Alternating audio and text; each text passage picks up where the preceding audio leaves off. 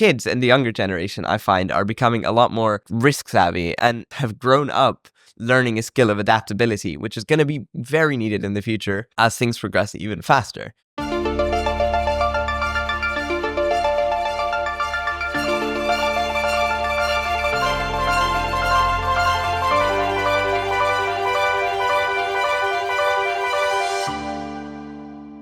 You're listening to the Futures Podcast, live from the Dubai Future Forum and the Museum of the Future, a space where generations meet to prototype better tomorrows.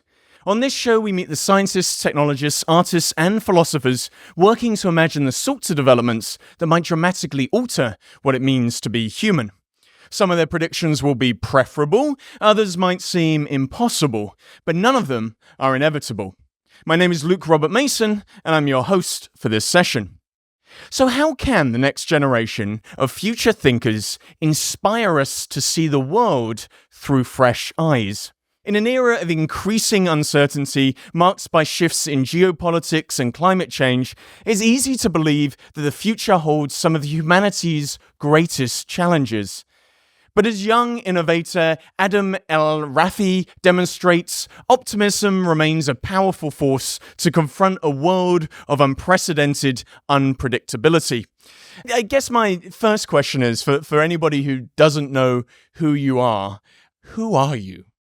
Well, first of all, it's a pleasure to be here, so thank you so much for having me on today. You're welcome. And yeah, so my name is Adam Rafey. I am 14 years old, but in my third year of university studying computer science alongside year 10, I have been a change advocate for as long as I can remember, especially in the education field. I've done a TEDx talk at the age 8, being one of the youngest speakers to do so. I have attended 3 Human Accelerator programs, and I've been nominated onto the Future 25 Under 25 list of Global Changemakers. More than anything now, I find, though, I'm really excited to see what the future holds, and especially in the transport and urban mobility space, which is a huge passion that I've developed recently. But yeah, it's just a brief overview on me. All right, you both make me feel inferior and impressed. I mean, I think you are the youngest person that I've ever interviewed on the Futures podcast. And the reason I was so excited to interview you is because you have this wonderful phrase, which is ability is not age. So what do you mean by that? Yeah, so ability not age has been my mantra since I was 8, really, and even before, because I feel like to give its true meaning, there needs to be a bit of context. So this whole thing started off when 8-year-old me, as any 8-year-old does, applied for a job. And of course I was denied because I didn't meet the minimum age requirement, but I was like, wait, I could probably do this because, well, it was on a Minecraft server, so I'd obviously be very, very inclined to get this job. So I'm like, I'm capable of this, so why can't I do it? And fast forward a couple months or so, and I find that same scenario happening in school, where I was curious about learning physics, and the physics curriculum was held back because I just wasn't old enough, and I was in a year group that didn't have access to that content. So again, I question, why? And that's where this whole thing stemmed from. It's just the notion that you should be able to get as many opportunities as you want, like solely based on your capabilities and what you're able to do versus just on your age, which is, if anything, an arbitrary number. So I think that would help us unlock a lot more potential, especially with the future generation. So just asking for a friend, does ability not age also apply to the older generation? Absolutely. It applies to anyone. I mean, after all, the focus is the word ability and not the age. So regardless of whether you're 8, you're 60, you're any age, I still think that you should be able to get as many opportunities as your capability meets. So what do you think it is that next generation, your generation, can teach former generations about thinking about the future? Well, for starters, I think creativity and imagination are really big things that should be carried on into the future, because kids are naturally curious and they're creative and they keep their minds going all the time. And you see the storytelling that kids have, it's full of imagination. So I think that just being that imaginative could really kick off a lot of innovation, especially, and curiosity goes hand in hand with that, because if you're curious, then you can just find a bunch of different things that you never knew you were interested in. And that's why I say always practice curiosity and not just be curious, because I think curiosity is more so just like a quality that you gain by practicing, and just a lot of different things can come from that. I mean, that's how I got here in the first place. And the second thing that I'd like to mention is risk taking and adaptability. So kids in the younger generation, I find, are becoming a lot more like risk savvy and like open to taking risks and just taking chances and innovating and just being adapting to their current environments. Because if we think about it, the rate of change is growing exponentially, and kids have grown up learning a skill of adaptability, which is going to be very needed in the future as things progress even faster. Well, you seem like someone who really loves technology and the ability for technology to give us that power of adaptability. But often when I hear discussions about your generation and the way in which they're encountering and using technology, it's not often the most positive. I hear things like you're distracted by your phones, you're constantly on TikTok, you're reliant on technology in many ways. Do you think there's ways that the next generation can use technology more intelligently? You brought up a very good point there about us being reliant on technology. And first of all, let me just say, kind of to cover myself, I don't use TikTok. Oh, so proud of you. I Does your don't mother? No, All right. neither of us. So I don't like. The thing is, technology is a fabulous asset that we're very privileged to have today, because that's, after all, that's what accelerated my learning. That's what I got access to so much information, which fueled that curiosity that I had. And I would never have been able to access that much, like from all around the world, without the use of technology. So it's fundamentally, it's brilliant. Then again, with everything in life, it has a risk, and we have to learn how to strike a balance, because the statistics are showing that sadly there's an increasing rate of like loneliness and just sadness caused by just constantly being on technology. So I think the most important thing that we can do is strike a balance between being on technology and, I mean, video games for education. I've been an advocate for that for so long because I think that's truly great, but also taking a moment to disconnect, focusing on the human aspect, like connecting with friends in real life, and more so connecting with nature. You mentioned that curiosity. Curiosity is this skill set. You seem like an incredibly curious individual, but for those who are still fostering their ability of curiosity, what advice would you have for them? Where, how, and in which way can they culture their curiosity? Actually, as a kid, I coined a little something I like to call the dolphin method, where pretty much, just like a dolphin, you pick up a new topic, you dive into it for a while, you research it, and like you just get yourself pretty hooked into it. And then if you're starting to get a little bit disinterested with it, or you want to move on to something else, you just pop back out, right like a dolphin, pick something new, come back in. So that's, I think that applies to a lot of things in the modern day, and I feel like that's a skill that needs to be practiced to better be prepared for the future. I love the dolphin method. Later today, I'm interviewing someone who's using AI to talk to animals. So soon we'll be able to find out what dolphins are curious about. Yeah. So we can add to your dolphin method there.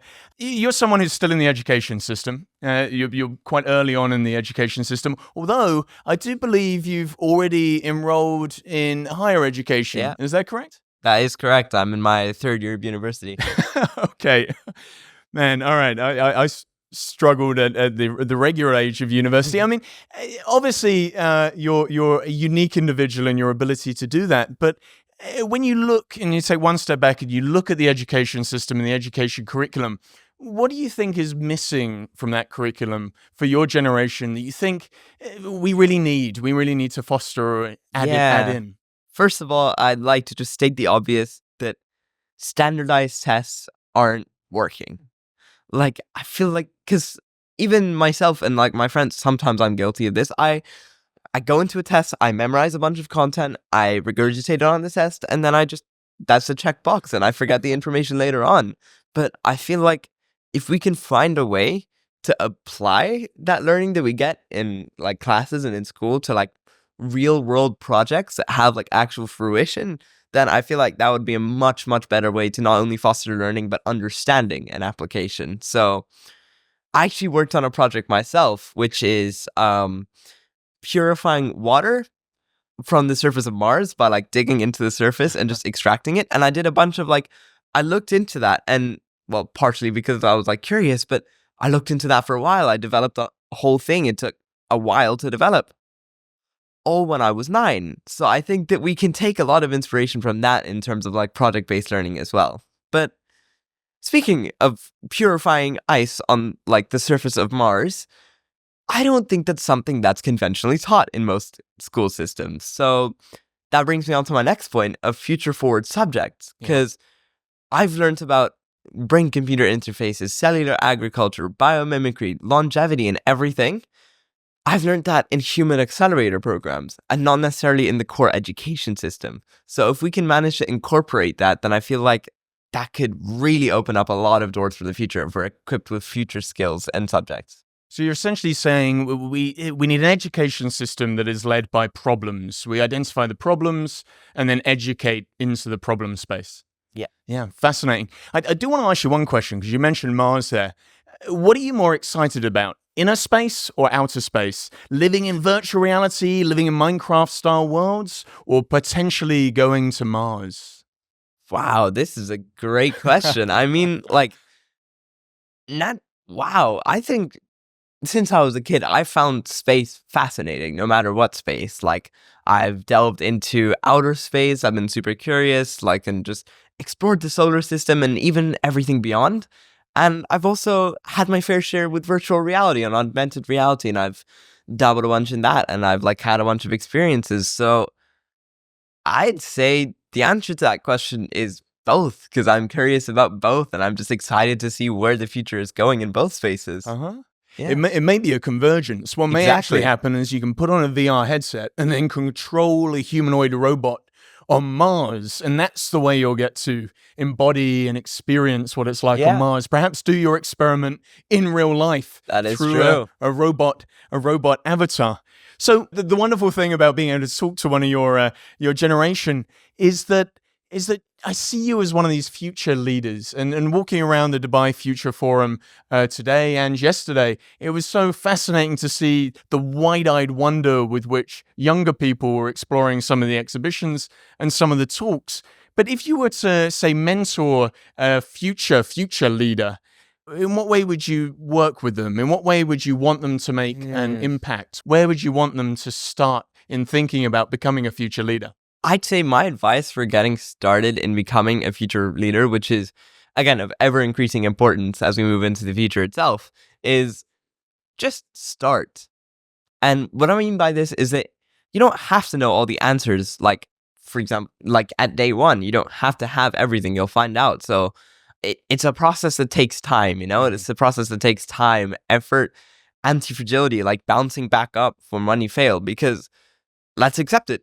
Failure is going to happen a lot, and it's a way that we deal with it that makes us stronger, right? And makes us learn, because failure, after all, is where the learning lies.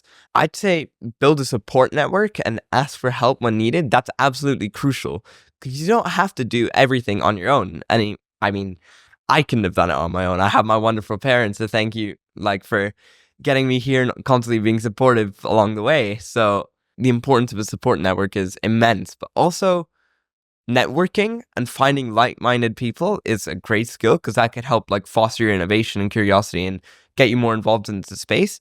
But above all this, just have fun. Write out the process. It's a great journey, and I think that's just one of the most important things. What would you say to the peers that perhaps are anxious? I heard this interesting phrase the other day, eco-anxiety, that there's a future generation who are really worried about things like geopolitics and climate change. If you encountered one of your friends, your peers who had that anxiety about the future, what advice would you have for them? How would you foster their curiosity and positivity? What we have to realize is we take a step back and realize the future holds so much. So much good is going to come out of it. So much innovation, so much change, and so much positivity is going to come out of the future. That's personally what I believe, and I'm really excited to see all this change happen and everything. But I mean, I can understand like where they're coming from, but also I think educating yourself and getting proper like source of information to like educate yourself about what is happening and what can be happening, and being an active participant in the future that you want to create can also really help. So what's next for you, Adam? What problem are you hoping to solve in the immediate future? It's urban planning and urban transport design. That's been one of my fascinations for the longest time now. And I'm really interested in looking at how the future comes into that space, all the different innovations and different cities, the cities of the future especially. And I think that could be a really interesting space that I want to look into more. I know you've interrogated this space that we're in right now, this city, Dubai, through gaming. Could you just share a little bit of what you did to explore Dubai through the medium of gaming?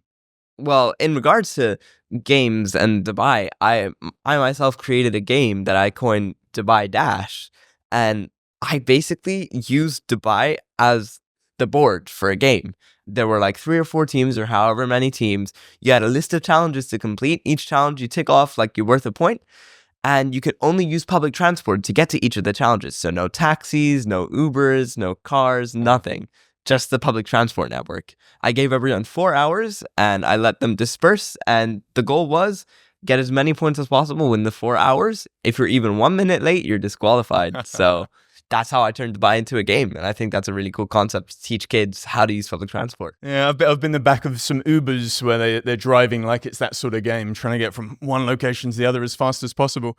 You're here today at the Dubai Future Forum, and you're looking around and going to see some of the talks. If you got the possibility to curate a panel or curate a conversation between a bunch of individuals or theorists or thinkers, what sort of topic would you be excited and curious to explore? Wow, that is a great question. Naturally, I have a curiosity for many things. I think if I was curating a panel, since I'm just so curious to discover what's going to happen and the possibilities of the future, I think it'd be something regarding that. Just seeing how the world is changing, how we're all adapting to the future, how technology is changing. Just everything in that space is honestly really cool to discover. And I'm really glad that we have spaces like this where we can get to discover that, like Dubai Future Forum. Perhaps next year we need someone like you on every single panel, a member of the future generation on every single panel to say, look, it's my future that you guys are building. So this is my thoughts and my opinions on that. Yeah. Adam, I think, would be ideally positioned. So on that note, I want to thank you for joining us for the Futures Podcast live from the Dubai Future Forum. If you like what you've heard, you can find out more by visiting futurespodcast.net. And I just want you to join me in thanking Adam for joining us at the podcast lounge at the Museum of the Future. Thank you, Adam. Thank you so much for having me here.